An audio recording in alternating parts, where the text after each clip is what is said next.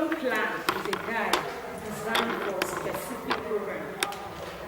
It is a structured document that describes the goals, the objectives, the philosophy of the program. It represents an expression of what the students are expected to know at the end of the course. Now, an ideal curriculum should have some characteristics. An ideal curriculum should allow room for flexibility. It should be able to outline basic framework for what students are expected to know and do. It should give room for a situation whereby the student will have the access to the materials that will be adapted in the course of the implementation of the curriculum, so that they are familiar with it. It should also give room for revision. At the end of a class, or at the end of a term, a curriculum should, the students should be able to, the teachers who are the pillars for the implementation of the curriculum should give the student, room for revision, so that the students can recall what they were taught from the beginning of the class. It should also provide direction for procurement of human and material resources. That is, if we develop a curriculum, a particular discipline, and then there should be some specific persons who are experts in that specific field. And so a curriculum should give room for a situation whereby such people who are experts in that field will be procured for the implementation of the curriculum. An ideal curriculum also needs materials that will enable the student to learn and understand what they are doing better. Now, what then is curriculum?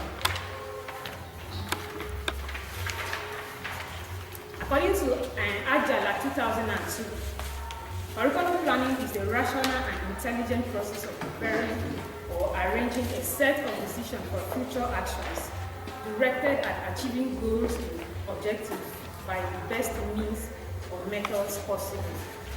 Now, from this definition, we can now deduce that a curriculum is a drawn plan for action. It is aimed at achieving a desired goals. There can never be a curriculum without a focus, without the aim of achieving a particular purpose or objectives. And so, a curriculum is a plan or a guide for achieving a desired goals. Now, the effective steps in curriculum development. We have a great number of steps or stages in curriculum development, but the commonest ones here are the planning, articulating and development, implementation and evaluation. Now, planning. In planning, we have governing a curriculum development committee. For any curriculum to take place, there has to be a committee. We have to form a committee that we sit together and develop or plan that curriculum. The committee should consist of teachers who represent different schools from different districts.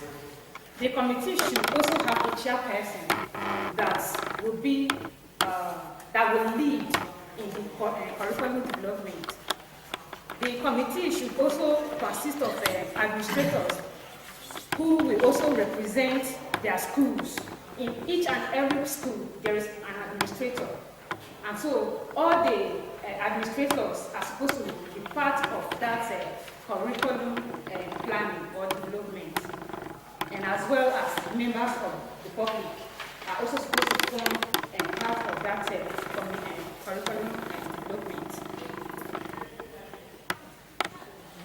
A curriculum still under planning should identify key issues and trends in the specific content area. The first approach towards developing curriculum planning is research that reviews recent issues and trends of the discipline. In our previous lectures, that was last year, we were informed that there can never be, nothing is new. For instance, if you want to write something today, want to research today, that thing must have already been researched. And therefore, you are just building up from what other persons have done. And so, in curriculum development too, when you want to identify key issues and trends, which is supposed to be the needs of the people who you are preparing the curriculum for, then you need to visit the recent research that people have written about that particular the recent reports or recent research that people have written that will help the committee build on the curriculum. It is from there that they will look at the past things that have been taught and then look at the issues affecting the society presently. Then they will be able to come out with a genuine curriculum.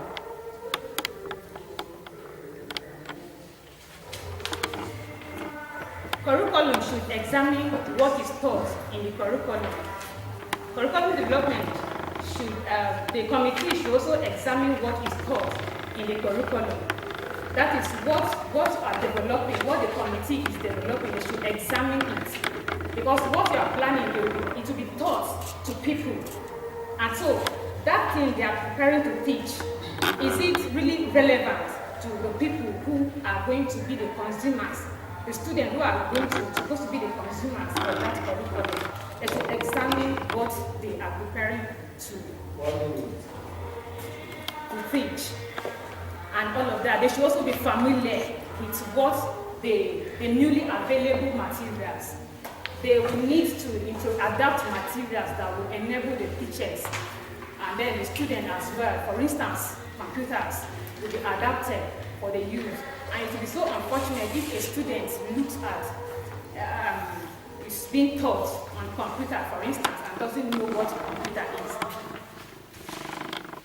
The second point is articulating and development. When developing a program philosophy, certain questions need to come to mind. Why learn? For instance, if you want to develop a curriculum, as we are sitting here and we want to develop a curriculum in a specific field, the first question that comes to mind is why do we need to develop a curriculum on that specific field? Why do the student need that particular curriculum in that particular field? How should this be implemented? How are the teachers who are supposed to be the pillars for the implementers, teach or communicate to the students?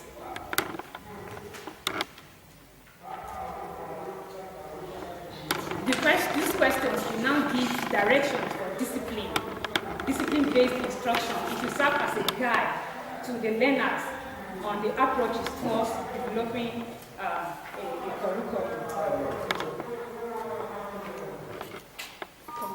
Round up now. Round up. Questions and observations and additions and inputs.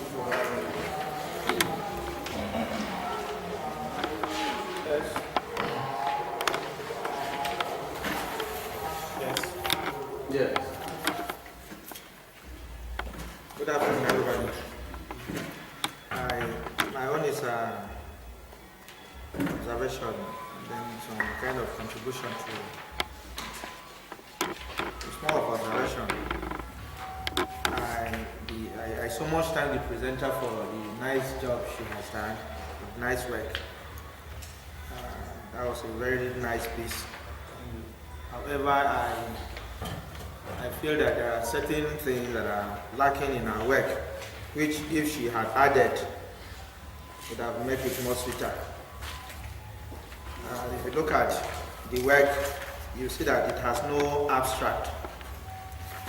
But this is a class-based seminar, which I feel all seminar papers should have an abstract, which is a summary a summary of all that the paper contains. So this paper doesn't have an abstract. I expected to see some definition of terms. We're talking about the steps in the curriculum planning. So one would expect to know at least what the concept of curriculum is.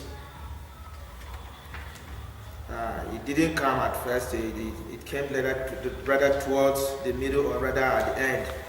But even at that, the presenter, instead of explaining what the concept of curriculum is, he went ahead to tell us what curriculum planning is. So in a way, she was mixing curriculum and curriculum planning, which I feel these are two different concepts. The referencing, that's a nice one, but you just have two, which I feel just 2, 3 references are not too okay for a big work like this. You can do well by having up to 5, 6, or even up to 10. Thank you. Okay. Any other observations?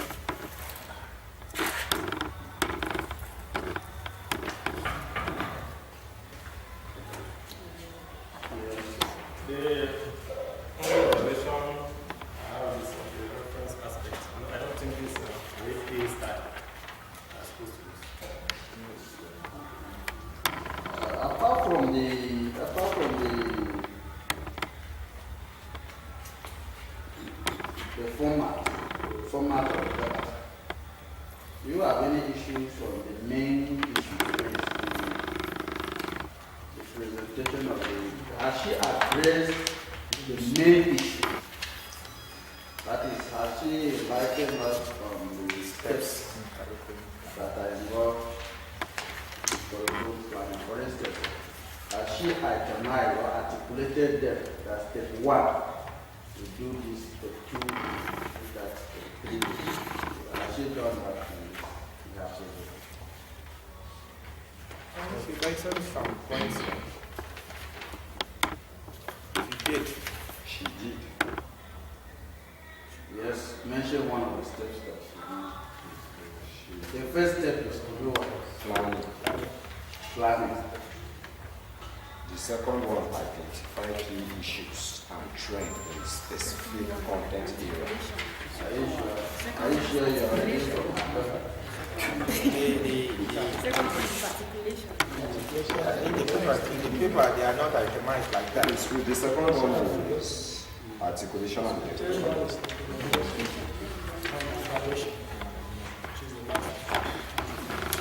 So has she been able to explain all these steps? Time was missing, unfortunately.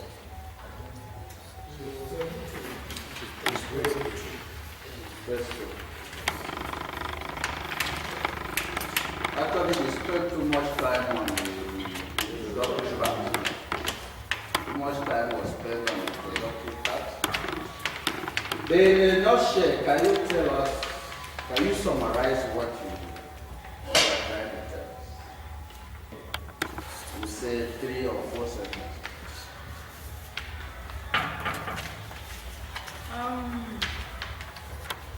We were looking at the steps or stages in curriculum development.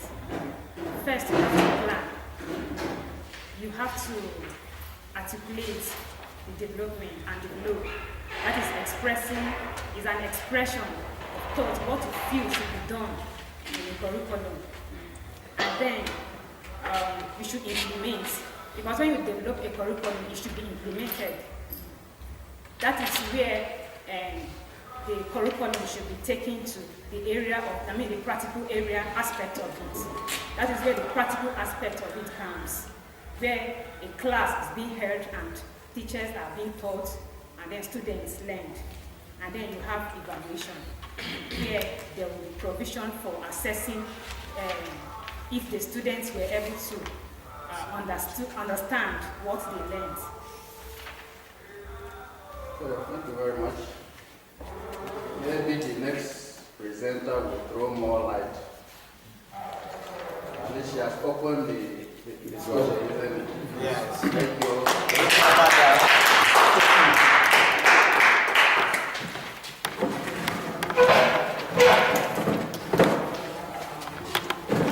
So the next presenter is Ayo.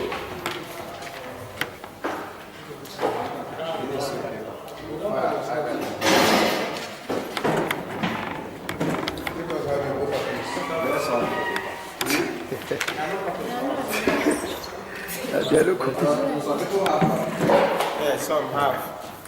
Some don't. Some don't. I don't know. I will decide what to do. So we can Good day, sir. Good class. Starting before you, I'm a biology and I'm here to talk on steps in curriculum planning. The term curriculum is a Latin word which means raise or curse, and the word curriculum has been defined by a lot of authors.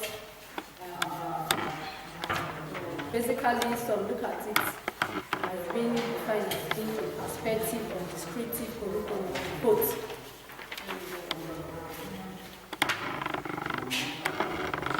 Curriculum, being perspective, means providing us with what ought to happen. And being descriptive means giving us the constructive knowledge and experience to enable the learner to grow in an existing intelligent control of subsequent knowledge and experience. Now,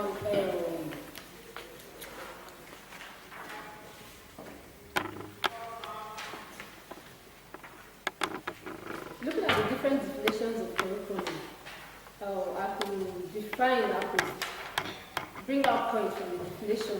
Firstly, I would say that curriculum suggests that the term curriculum includes both the plan made for learning and the actual learning experience provided. And then the second point I would derive from all the definition is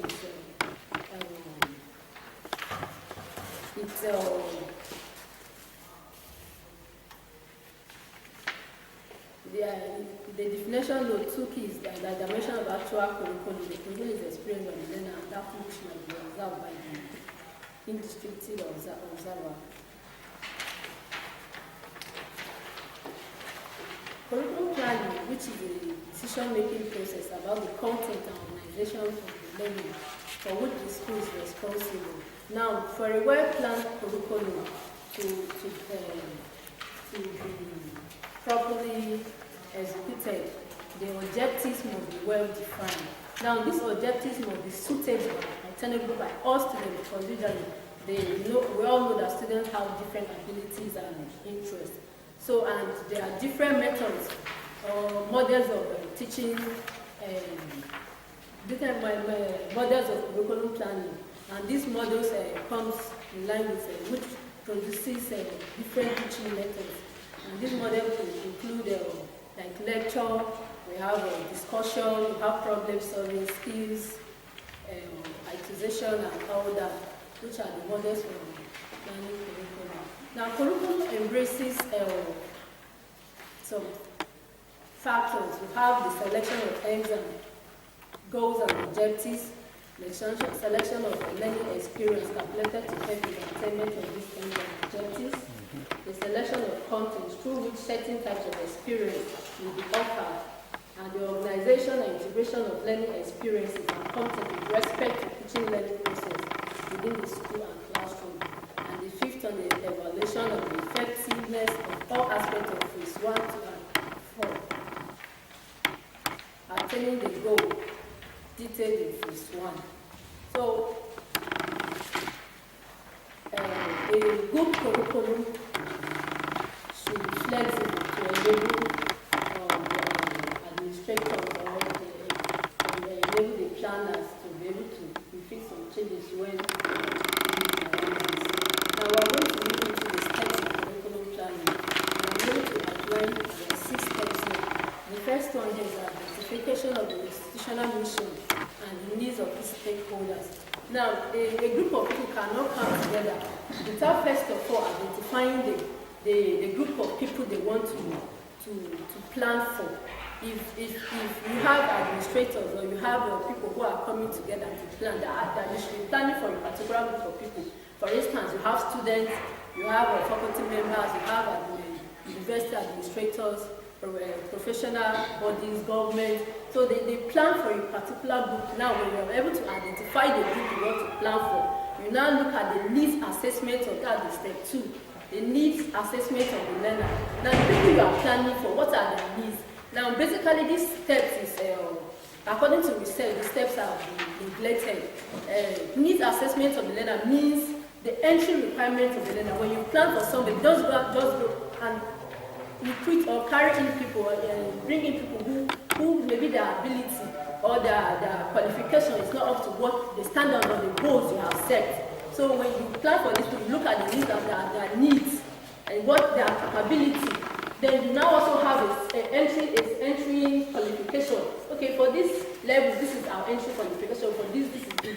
So you will be able to outline your needs assessment of each of the people you are planning for. And then we have the next step, which is the establishment of the curriculum goals and objectives.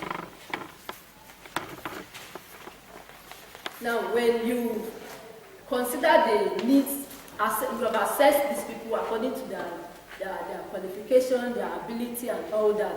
You now establish your goal and objectives. Now, a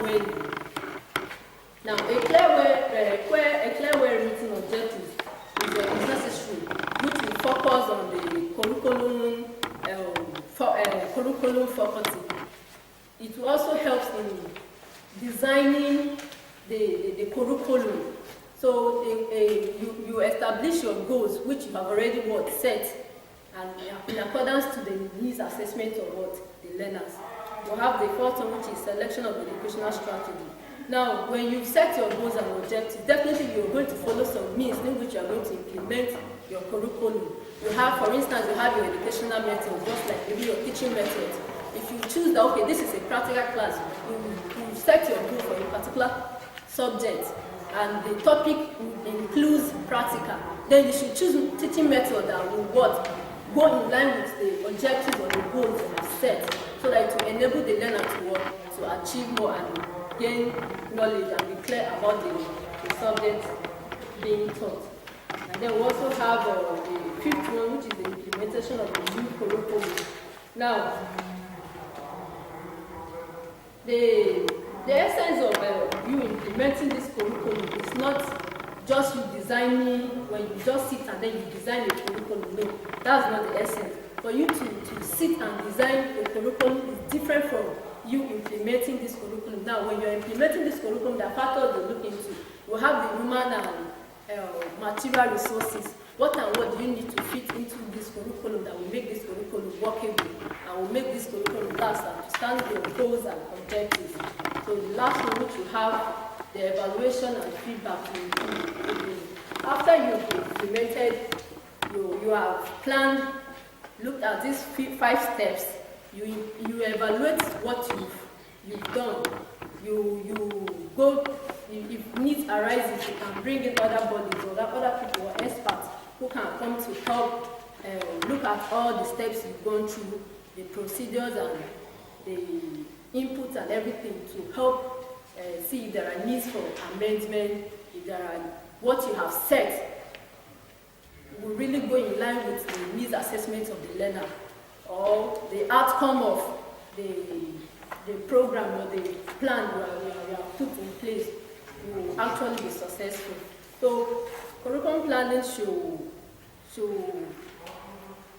entice the selection of the learning experience, which will help to attain the aim, the goals and objectives, and the selection of content through which types of experience may be offered. So when planning for a curriculum, we should look at these 6 steps and study them critically. Study them critically. Also, in planning a curriculum, you should also involve the community, because if you plan a curriculum for a particular set of people at a particular place, and then the community does not help or does not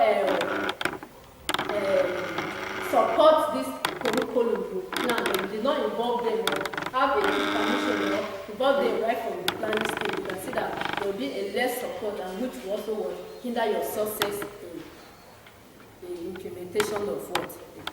Curriculum. And this support will be in the community could support in terms of financial, material, moral, and then maybe letting their words for people participate in the curriculum. Thank you.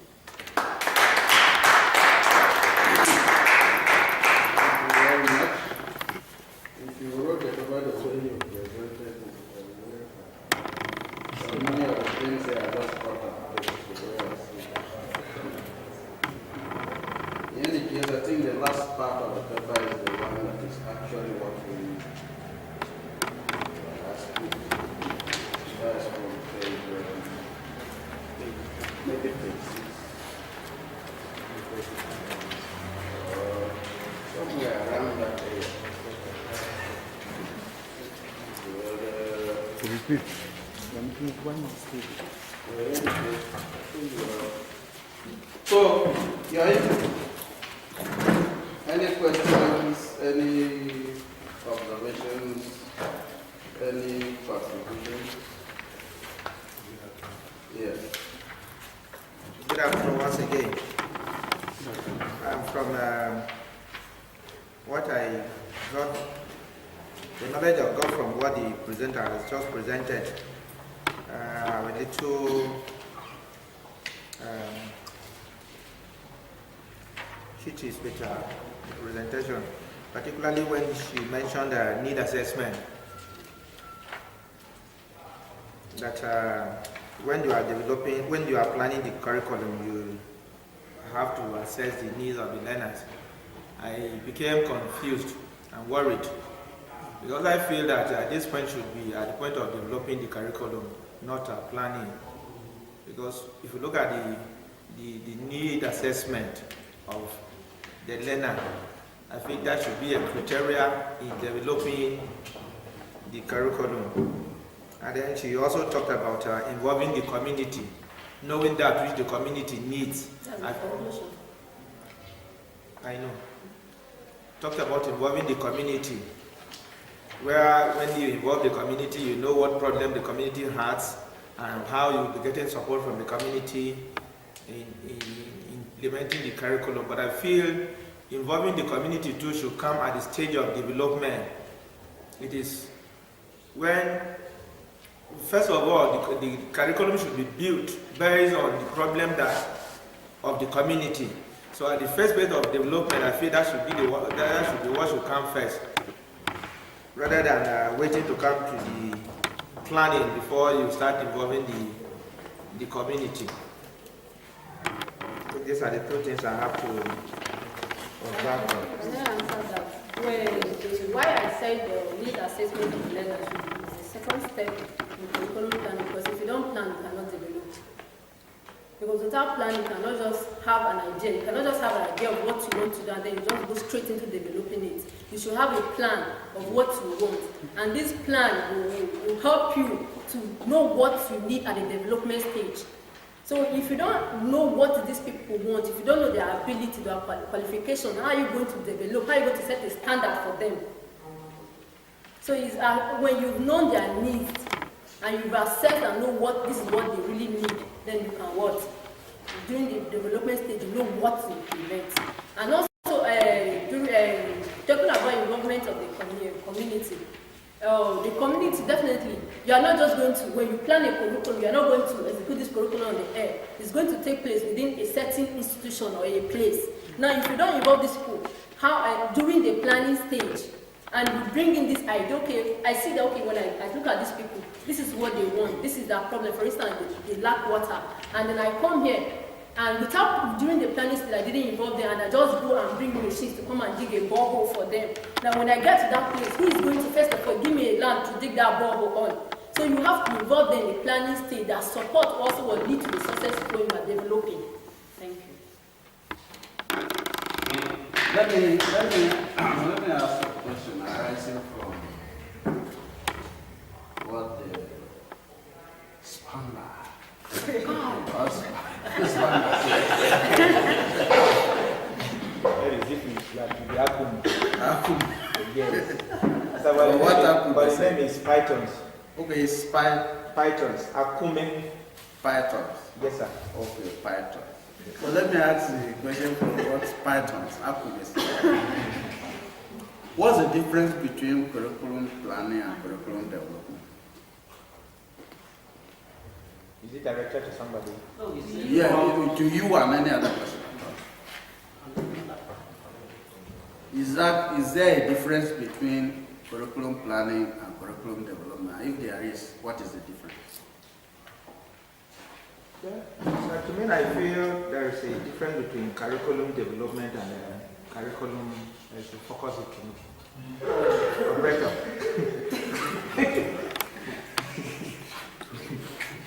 This popcorn don't carry me go.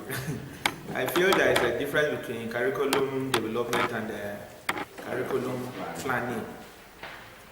In the development, in curriculum development, there is no curriculum yet. In the curriculum development, I'm talking of curriculum development. In the development, I feel it should come before the planning. Here there is nothing on ground first. There is nothing on ground yet. So you now need to assess the community, because each community, we are not just building a curriculum, we are building it for the purpose of solving the community's problem. So it is there that you now begin to look at the needs of the community, what the community really lacks, or what the community is looking up to education to help it solve the problem. So here I feel it is under the curriculum development that we look at what the community, what problem a particular community has, and then trying to structure or plan a curriculum. We should be planning it towards solving the community's problem. It is under here too, under the curriculum development, that I feel the need of the learner should also be assessed, and then how he learns, how he grows, so that while structuring the curriculum or developing it, you should develop it in such a way that the people that the curriculum is meant for, it will not be more than their ages. It should suit what they will be able to learn. So I think the planning is different from development, and the development should come first, while the planning should come at the stage of implementation. You agree with it? Yes.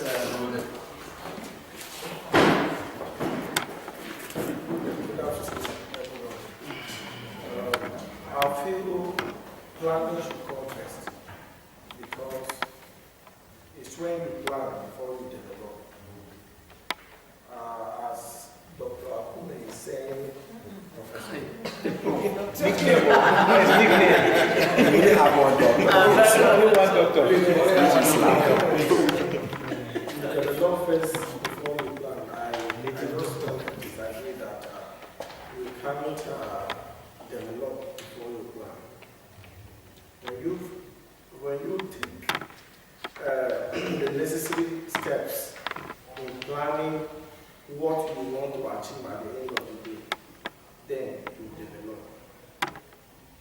For my own understanding of curriculum, that is what I feel should be, not Developing before planning. planning first, developing first before planning. Yes. So Akume says development comes before planning. What it says planning comes before development. Now, this is to clarify ourselves further. What is planning and what is development? Let's get these terms straight, these two terms. Planning, development. What is planning? What is development? We can Google it.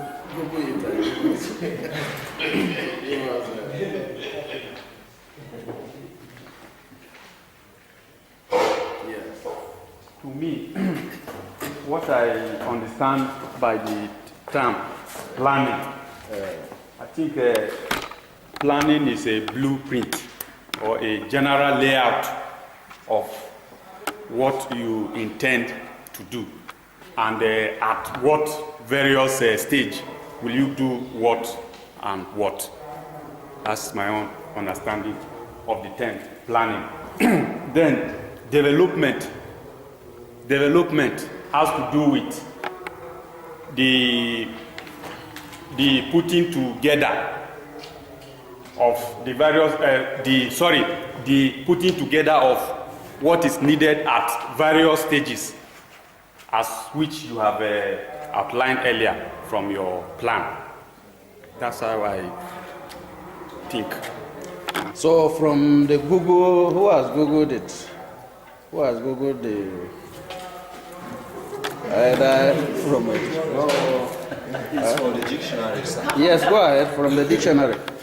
From the dictionary, develop means to change with a specific direction, progress. 2, to progress through a sequence of stages. 3, to create. 4, to bring out images latent in photographic film. You should be writing this thing somewhere so that. Before I say them again, let's start with 1.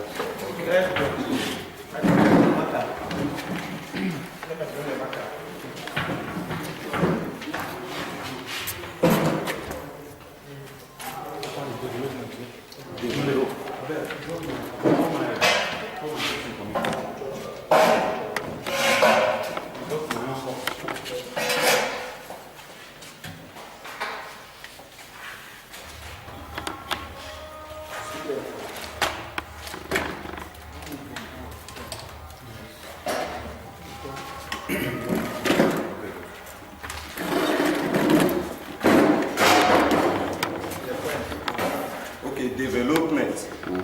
1, the process of developing, growth, directed, change. Growth directed change. Yes, sir. Growth directed change. 2, the process by which a mature multicellular organism or mature multicellular organism or part of an organism is produced by the addition of a new cells. Produced by the addition of new cells. New cells. 3. Something which has developed. Something which has developed. 4. Countable, uncountable real estate development. 5. The 4th one. Countable, uncountable real estate development. Uncountable what? Real estate development. Estate development. Countable, uncountable real estate development.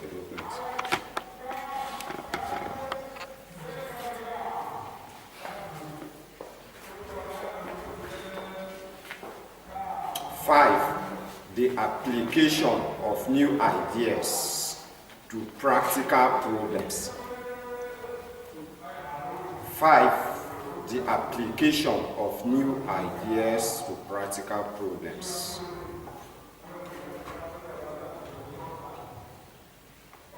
6, It's okay. No, go ahead. 6, the active placement of the pieces or process of achieving it. The active placement. Placement of the pieces or the process of achieving it. So,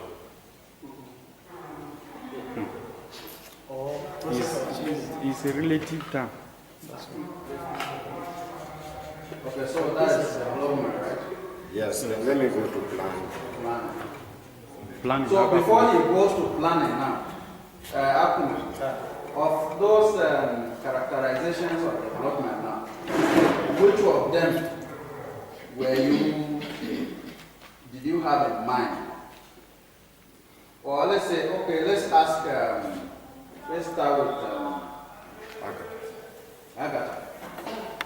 You use the term development in your paper, in your presentation. Who started the issue of development? She used development. That the need of the society falls on.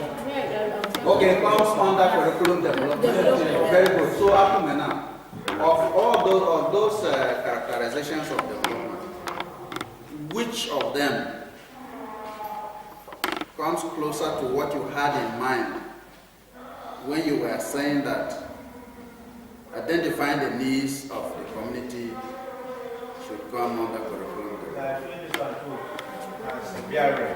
As the application of new ideas to practical problems. You say this one too, so which means there's another one. Which one is it?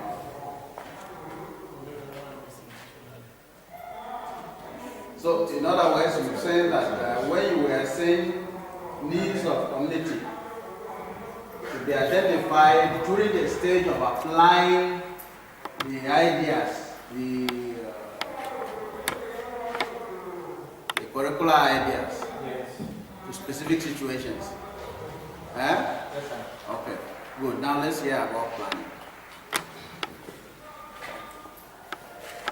Planning 1. Action of the verb to plan. Action of the verb to plan. 2. The act of formulating of a course of action or of drawing up plans. The act of formulating of a course of action or of drawing up plans. 3. The act of making contingency plans. The act of making contingency plans. That is all about planning. There's a fourth one here. Yeah. Okay. This one is the process. The process of thinking about. The process of thinking about. And organizing. The process of thinking about and organizing the activities required to achieve the purpose. Thinking about and organizing the activities required to achieve a purpose.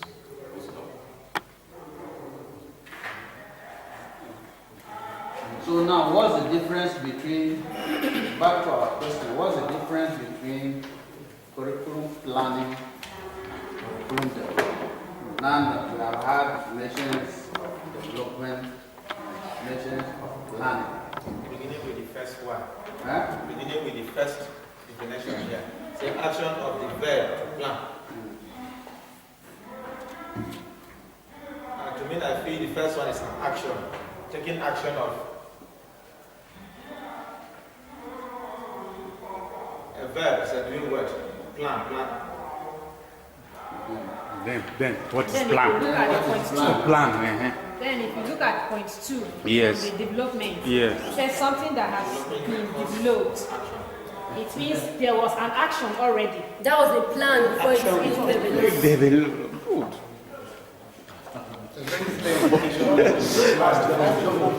Very clear. And so it seems there's no difference. So we would have gone with what is curriculum development and what is curriculum planning. What I have here is curriculum development is defined as plan.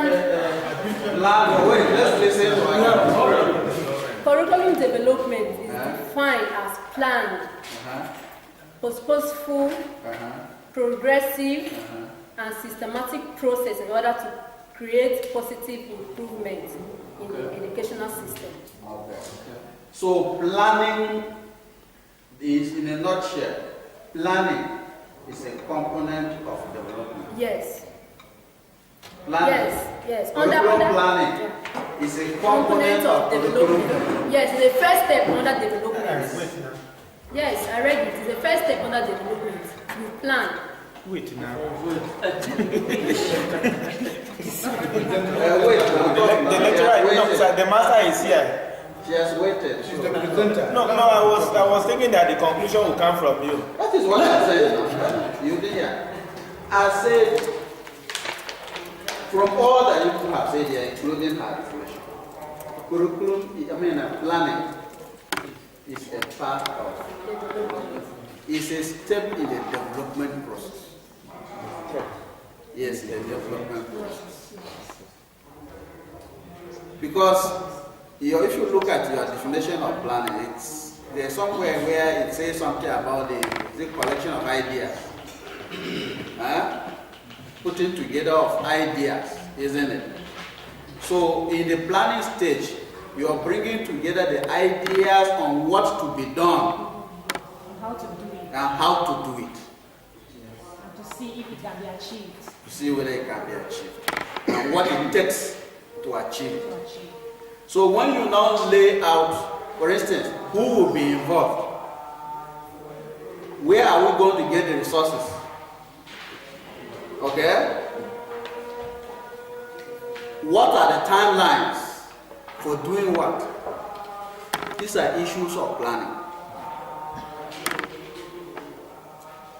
When you have planned, you also, what you were talking about, needs assessment. Okay? When you have planned, because when you say step 1, we are going to constitute a curriculum development committee. Step 2, we are going to identify needs.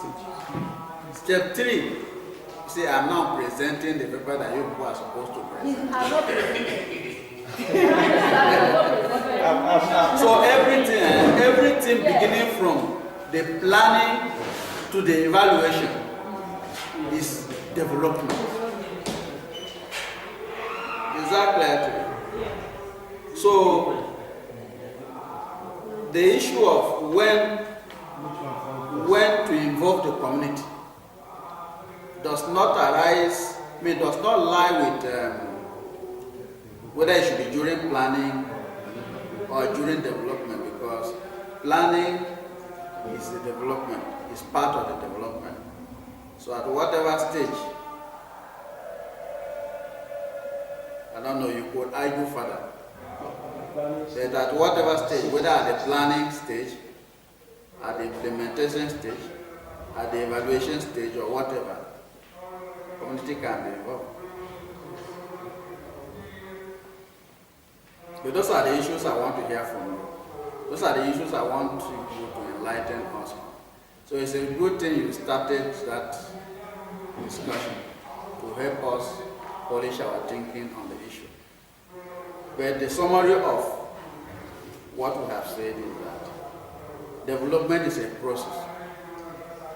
Planning is also a process. But the process of planning is subsumed under the process of what? Development. Okay? So let's make progress. Does anybody have observations about Agatha's presentation? Yes, go ahead. My observation was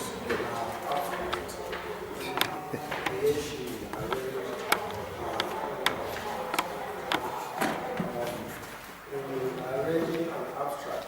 First of all, like we actually stated, the paper examining the curriculum emphasis on stages curriculum planning.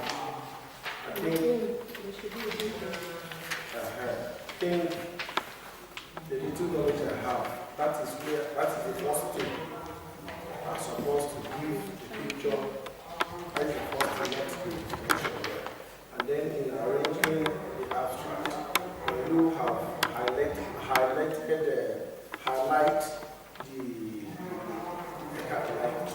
topic that you are writing about.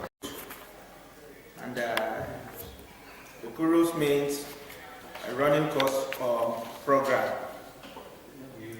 Now there are certain criteria that are used in drawing the curriculum. We have the societal needs, we have knowledge of how human beings develop, etc., etc. In this seminar paper, we'll be looking at steps to be followed in planning the curriculum. Introduction. In trying to outline the steps in planning the curriculum, that will be of immense help or great need to first of all acquaint ourselves with the concept, to know the meaning of the concept of curriculum.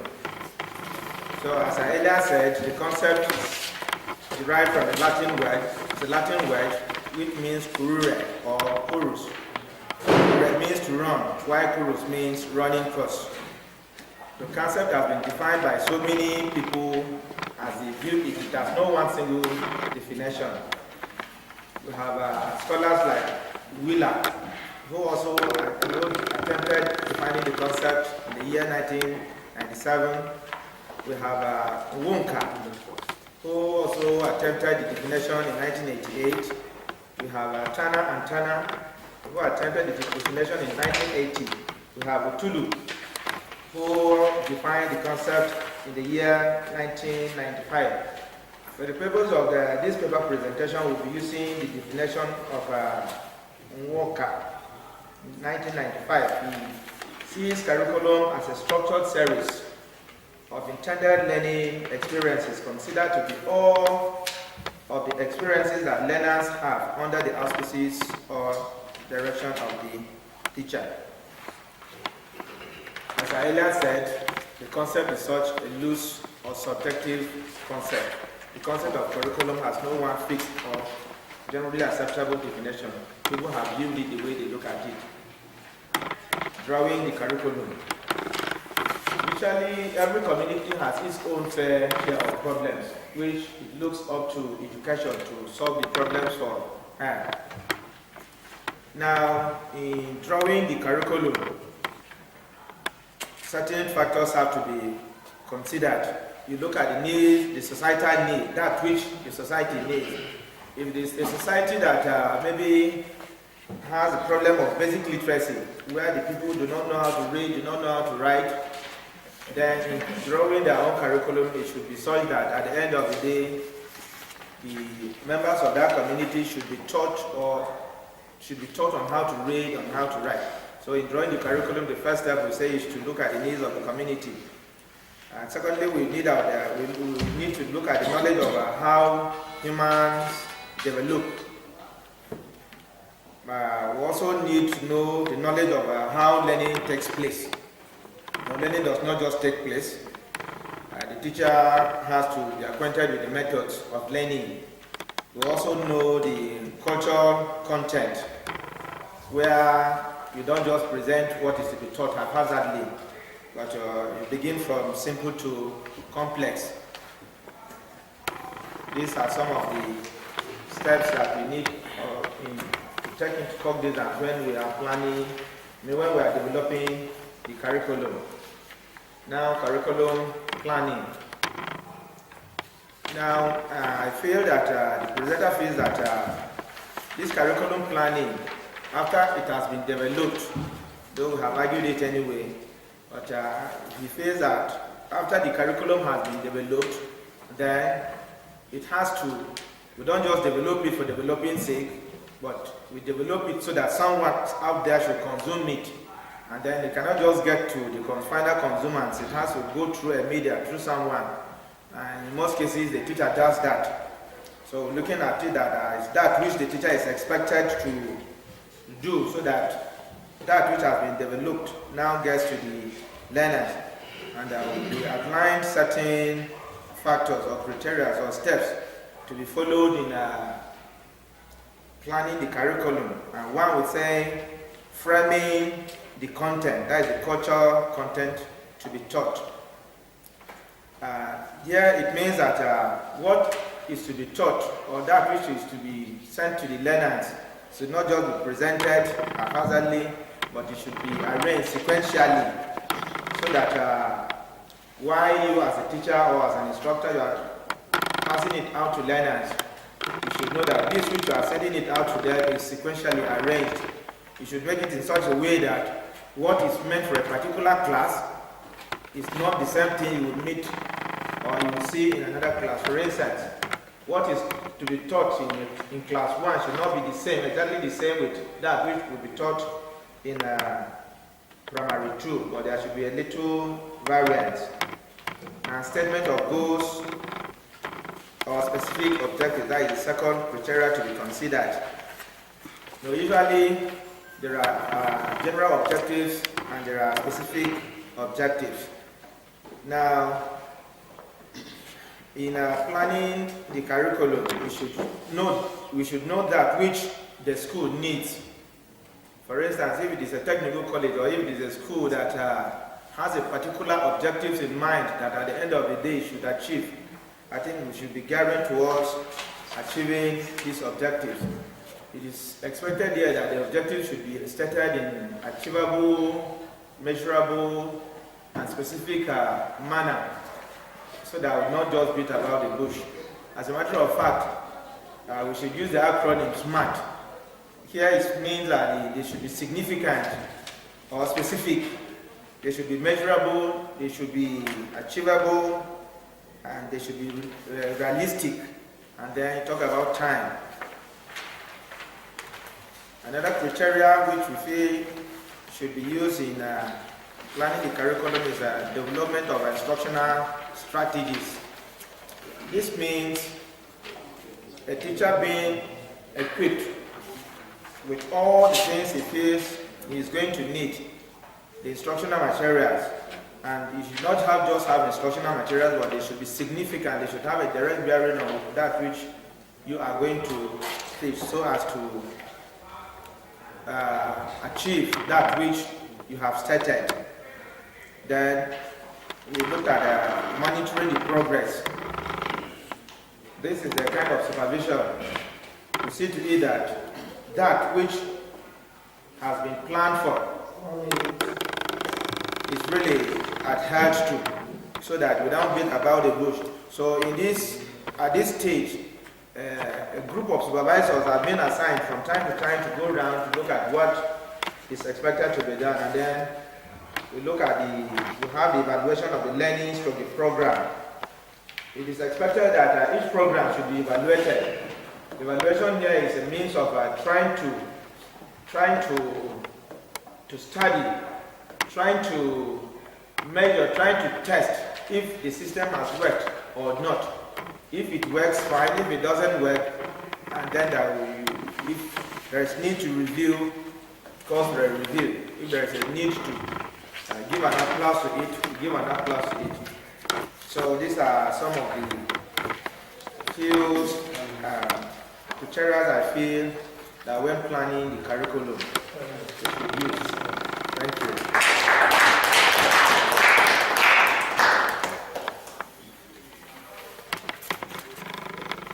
All right. So that is Akuma's presentation. Observations, comments, questions, and all that. I have an observation. Yeah. Looking at the steps he presented, his first step is framing the content.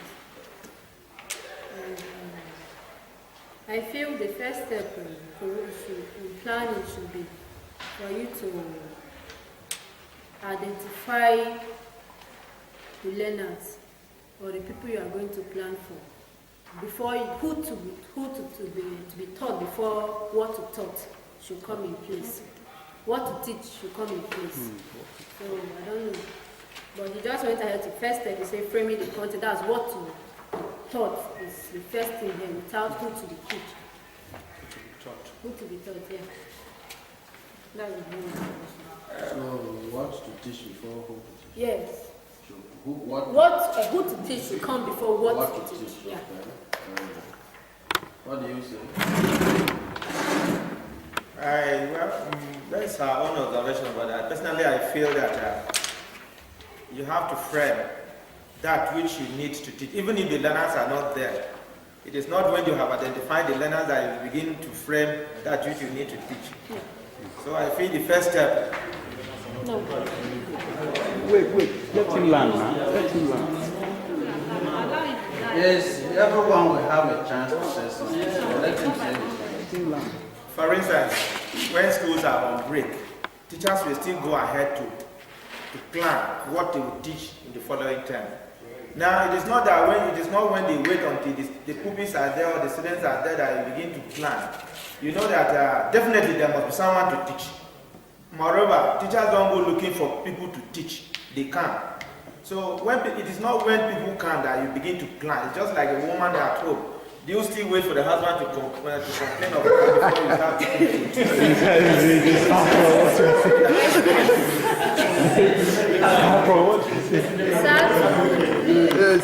To my own understanding, I feel even when you are planning your lesson, you're writing your lesson plan, you all know that the first thing you have the name of the school, class, the student age, before the topic comes under what to teach them. You look at the level of the students, and then before you look at what you are going to teach them.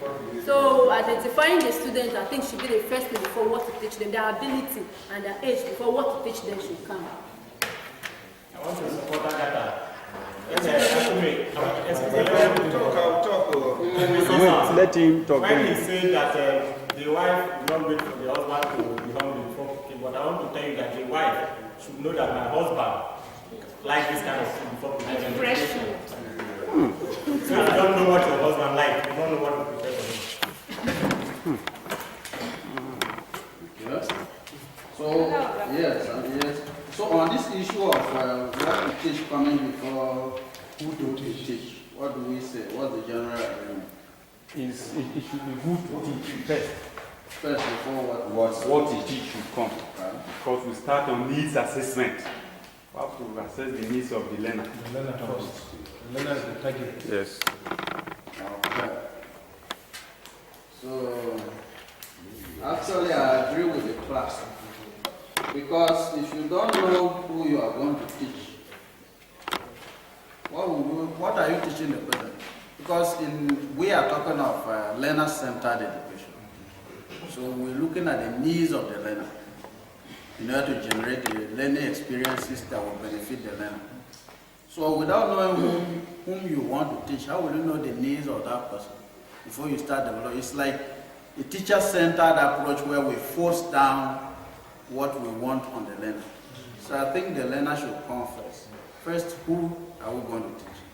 It's based on who we are going to teach, we will decide what we are going to teach. All right.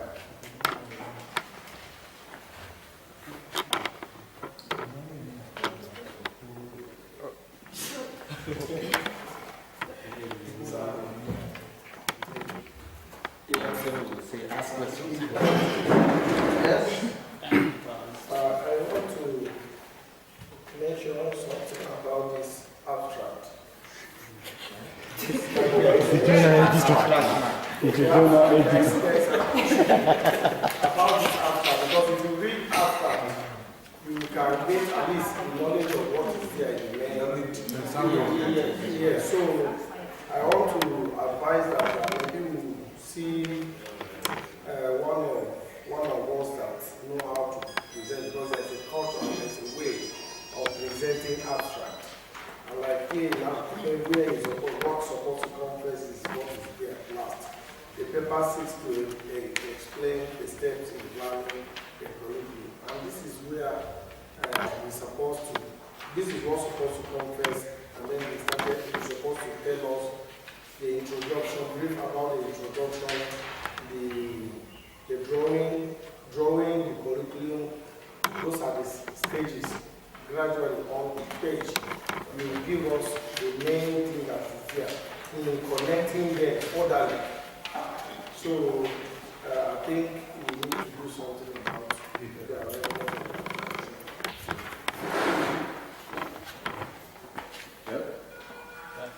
I have a question. Yes. From the three presentation, though they have talked about evaluation. And we all know that the basis of measuring the strength or weakness of our curriculum that has been developed so far is evaluation. When we evaluate, we then get feedback and know whether we're actually making progress or we are not making progress. So in these forms of evaluation, we don't know the forms of, you have not told us the forms of evaluation and at what stage should this form of evaluation come, and what that, is it formative, summative, or even ultimate, and for what purpose and all that. That is one. Another thing again is when we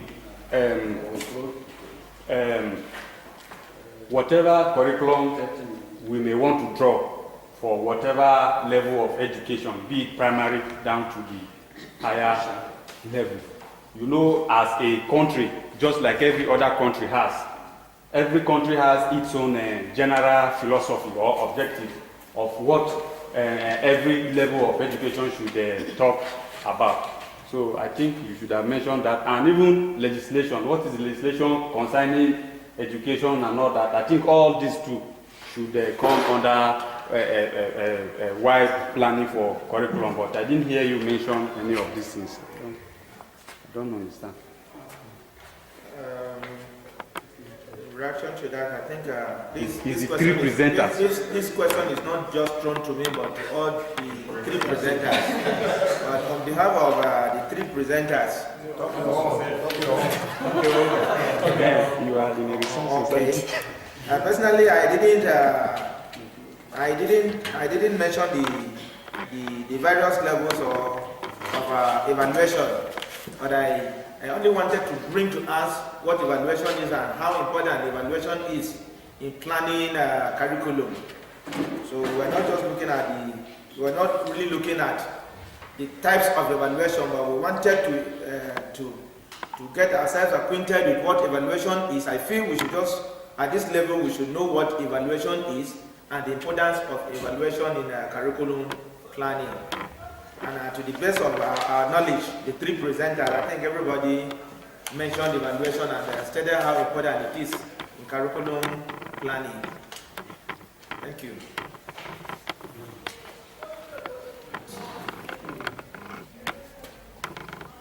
And to add to what he said, curriculum must be evaluated, and then during the evaluation process, then we make corrections, and then we go through it. It can be evaluated several times, so that you make your correction in line with the goals and the objectives of the planned curriculum. When you make evaluations, the essence of doing that is to get data that will enable you to adjust. Because of course, while you were planning, developing the curriculum, there might be errors. So in the end, when you evaluate, you are able to adjust the errors that eventually. The gaps that need to be filled. So it could be summative.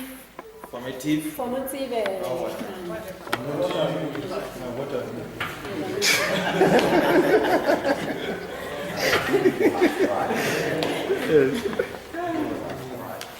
Yes, I also have a question. In the presentation, one of the presenters mentioned curriculum being flexible. Yes, I don't know whether it's the first person or second person. I want the person to throw more light on the flexibility of curriculum. How can curriculum be flexible? I think I'm the second person to mention that. But when you're talking about a curriculum being flexible, you should be able to be subjected to corrections. At any point in time when we evaluate and see that there is need for correction. You cannot just plan a curriculum and say, okay, this is rigid, it's not static, so it's flexible at a point that you can correct it at any time when the needs arise. At any point in time, you feel that a new trend that needs to be added, you gradually introduce it in. Yes. From time to time. And in addition to Agatha, the area, we all know that the area of vocational and technical education, I think technology is evolving, Abi? Yes. So, and as a society shift from one stage to another, that is how probably old skills are relegated to the background, and we need to train our young men and women to also have the skills to live in a modern world. So you see the flexibility they are trying to talk about. Our needs changes, I you understand. Maybe what we need today may not necessarily what we may need tomorrow, and the only way for us to transfer these modern skills will be by way of incorporating those new skills into our curriculum to teach our children. Thank you.